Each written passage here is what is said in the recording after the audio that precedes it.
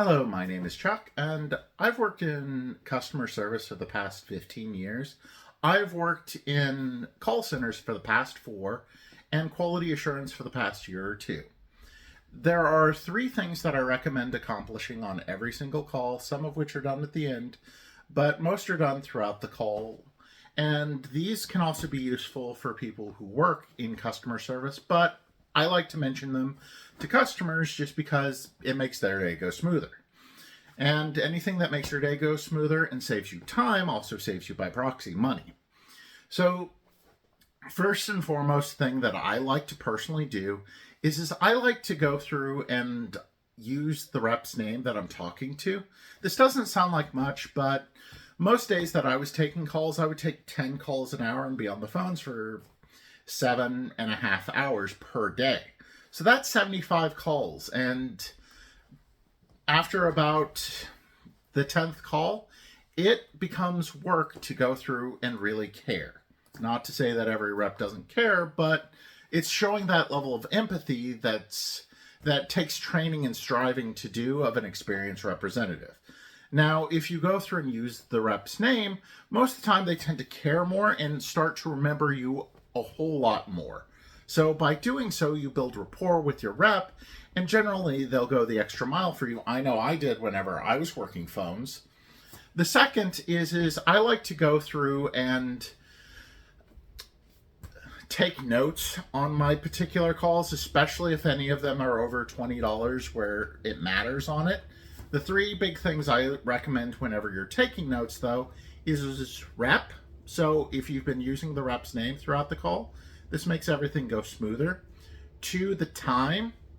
3, the date. Keep in mind, you might call a particular place maybe 1 to 3 times, and over the course of 2 months, it might be, or a month, it might be 5-10 interactions. So if they don't know, or if you talk to different reps, it's hard to point out and say, this particular rep promised me this on this date.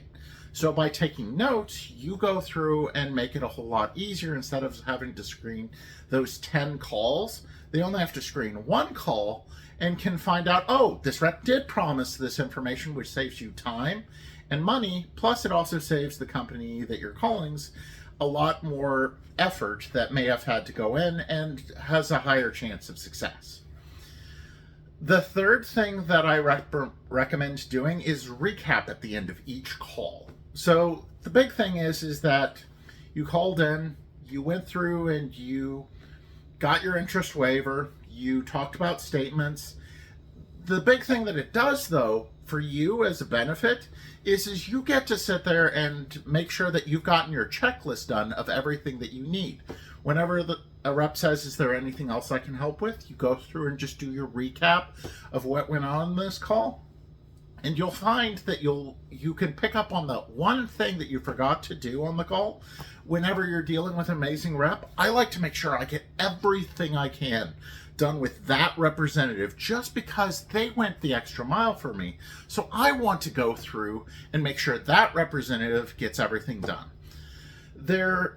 And this also will be, generally, if you're talking to an amazing rep, this representative will go through and do that for you.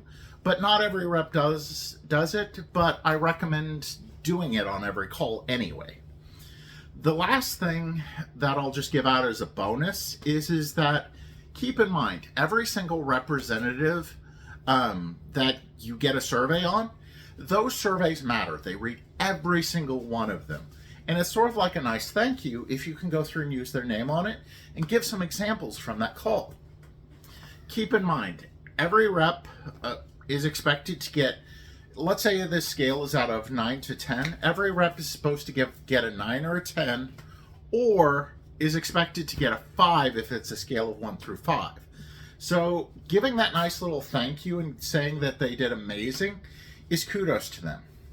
Now, out of some representatives, a 4 out of a 1 through 5 is failing, or out of a 9 or 1 through 10, a 8 is failing. So just keep that in mind whenever you're doing surveys. This is just an added bonus.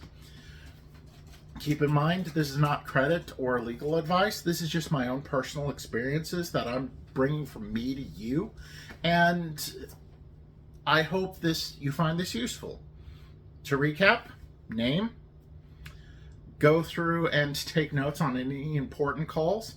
And number 3, make sure to recap at the end just to make sure you've got everything done. Just know that I appreciate you. I hope if you've got a thought on my advice, feel free to leave a comment or a question that you would like to sit there and ask. I hope you all have an amazing day and stay safe from me to you.